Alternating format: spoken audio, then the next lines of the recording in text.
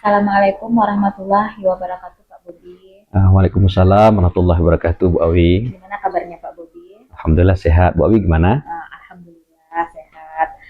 Baiklah, Pak Bobi, sebelum melakukan kegiatan coaching kita kali ini, ada praobservasi yang ingin saya lakukan, dan ada beberapa pertanyaan yang ingin saya ajukan. Nah, apa nanti di kegiatan Pak Bobi saya akan melihat apakah kegiatan coaching yang Pak Bobi lakukan sudah mengikuti alur kita, kemudian Pak Bobi sudah memberikan pertanyaan yang berbobot kepada coach sehingga coach bisa menemukan dan mencari solusi dari permasalahannya. Nah, kemudian jangan lupa ya Pak Bobi, prinsip coaching diantaranya ada kemitraannya, ada proses kreatifnya, dan ada memaksimalkan potensi. Nah, untuk pertanyaan pertama, Pak Bobi, apa kompetensi yang ingin Pak Bobi kembangkan dalam kegiatan coaching ini? Baiklah, Bu Awi, yang ingin saya kembangkan potensinya itu pertama present atau kehadiran penuh, yang kedua mendengarkan aktif dan memberikan pertanyaan yang berbobot. Oke, berarti ada 3 kompetensi ya, Pak Bobi. Dari 3 kompetensi ini, mana yang paling ingin dikembangkan dalam kegiatan ini, yang paling ingin dikembangkan? Yang ingin saya kembangkan itu mendengarkan aktif dan memberikan pertanyaan berbobot, Bu Awi. Oke, mungkin indikator apa yang Pak Bobi inginkan dalam proses coaching kali ini? Saya ingin coach saya menemukan ide-ide baru, memahami persoalan yang dihadapinya dan menemukan langkah-langkah dalam mengatasi permasalahannya sendiri, Bu Awi. Oke, baik. Mungkin sekian aja dulu ya Pak Bobi ya untuk praobservasi kita kali ini. Nanti ketika kegiatan coaching berlangsung, saya akan mengamati dan mengisi rubrik penilaian untuk kegiatan coaching Pak Bobi hari ini. Terima kasih Pak Bobi. Assalamualaikum warahmatullahi wabarakatuh. Waalaikumsalam warahmatullahi wabarakatuh.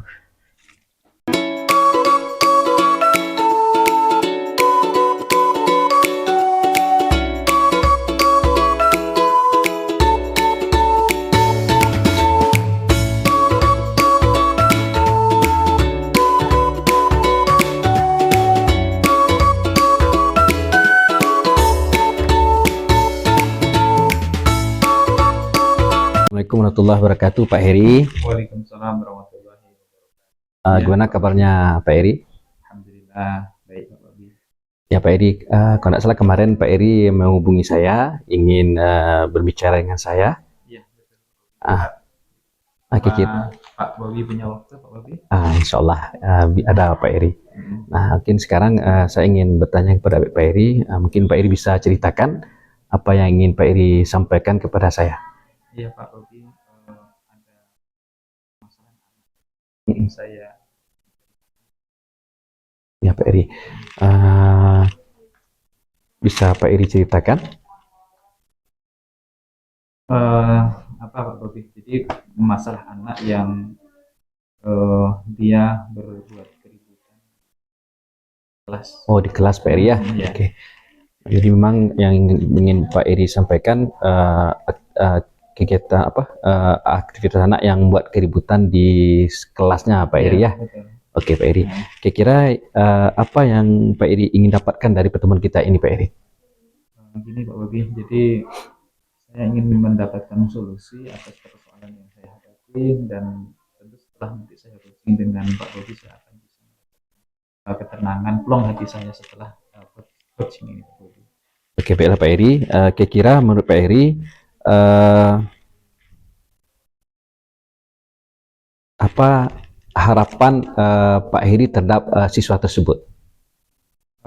Harapan saya kepada siswa tersebut adalah nanti siswa tersebut tentu setelah nanti ada solusi bisa berubah, kemudian nanti ketika pembelajaran itu nanti bisa kondusif ketika berada di kelas. Jadi kalau untuk anak-anak yang meribut ini Pak Heri, berapa orang tuh Pak Heri kira-kira? Kurang lebih 3 orang, yang lainnya stabil ketika belajar, mereka semangat, tapi yang bertiga ini yang agak susah diatur. Nah kira-kira Pak Heri dari skala 1 sampai 10 Pak Heri, anak kita yang 3 orang ini skalanya berapa kira-kira Pak Heri? Ya 5 dari 10 lah. Jadi 5 Pak Heri ya. Nah, Oke Pak Eri, kira-kira Pak Eri, menurut Pak Eri, kenapa anak kita itu seperti itu Pak Eri, meribut 3 orang tuh Pak Eri? Ketika itu kan saya melakukan pembelajaran di kelas Pak Bobi, saya menerangkan tentang, dulu saya mengajar PAI, Ya Pak Eri, mengajarkan tentang sejarah Nabi. Jadi ketika itu saya mengajarkan dengan metode ceramah. Oh ceramah itu Pak Eri. Oke Pak Eri. Oke, selanjutnya Pak Eri, kira-kira apa kekuatan atau kelebihan Pak Eri untuk bisa membawa anak kita itu aktif dalam proses pembelajaran Pak Eri? Sebenarnya saya juga pernah mengajarkan tentang sejarah Nabi ini di kelas 5, karena yang saya ajar itu dari kelas 6. Kelas 6 sekarang Pak Eri ya? Dulu di kelas 5 saya pernah mengajarkan dengan, tidak hanya dengan metode ceramah, tapi diskusi kelompok, kemudian mereka presentasi, kemudian menonton film gitu Pak Eri ya. Jadi itu bersemangat Pak Bobi. Baik Pak Eri, jadi itu telah Pak Eri lakukan waktu kelas 5 Pak Eri ya? Iya. Berarti peluang-peluang ya, maksudnya tidak hanya ceramah Pak Eri, maksudnya Pak Eri ya? Iya.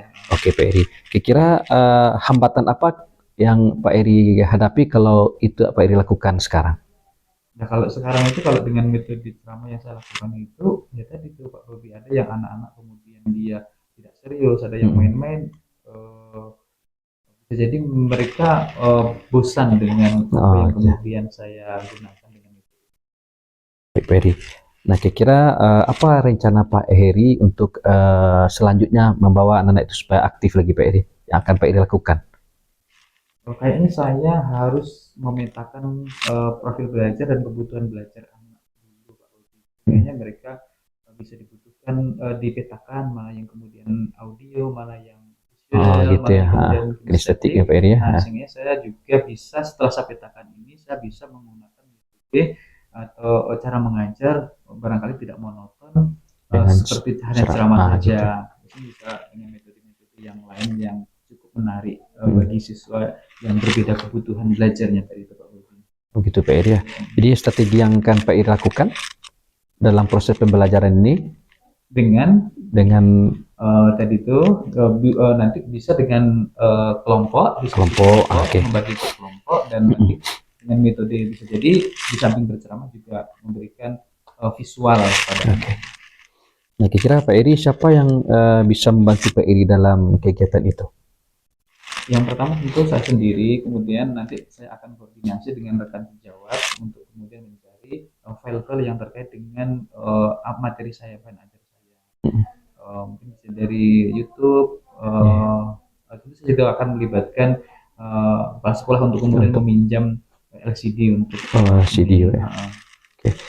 Kira-kira menurut Pak Eri, ukuran keberhasilan daripada 3 orang proses pembelajarannya yang macam mana Pak Eri kira-kira? Ya ketika dia yang pertama ketika dia kondusif ya. Ketika dia kondusif, kemudian dia juga bisa memperhatikan materi ajar yang saya sampaikan dan tentunya paham dan berpengaruh kepada sikapnya, itu yang paling penting. Itu ya. Kira-kira kapan Pak Eri akan lakukan? Saya untuk kebutuhan, saya akan petakan profil dan kebutuhan belajar dulu, kemudian nanti saya akan cari berbagai sumber, baik dari buku sumber maupun nanti di link-link YouTube yang bisa saya insya Allah nanti mungkin sekitar 1 minggu pertemuannya akan datang. Pertemuan akan datang Pak Eri ya. Oke. Kira-kira Pak Eri apa kesimpulan dari yang Pak Eri bisa ambil dari pertemuan kita ini Pak Eri? Sebenarnya ternyata saya sudah ada solusi juga ternyata Pak Bobi.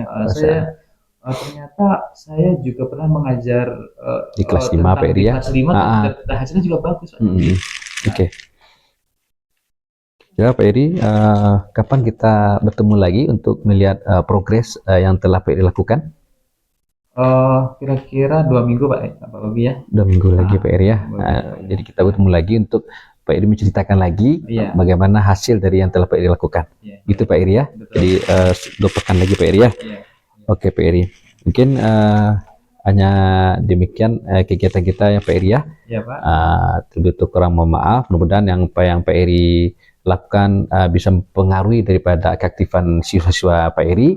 Amin amin ya rabbal alamin. Assalamualaikum warahmatullahi wabarakatuh. Waalaikumsalam.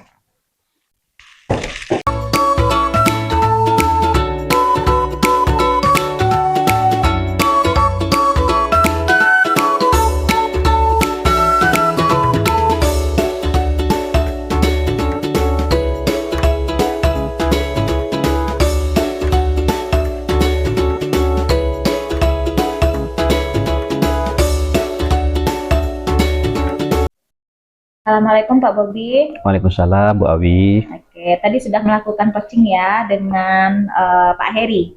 Ya, Nah, sudah Bu. Oke, sebelum penutupan Pak Bobi, saya ingin menanyakan beberapa hal yang berkaitan dengan kegiatan observasi tadi. Baik Bu. Yang pertama, apa yang sudah Pak Bobi lakukan pada saat melakukan coaching terkait dengan indikator kita tadi yang Pak Bobi inginkan?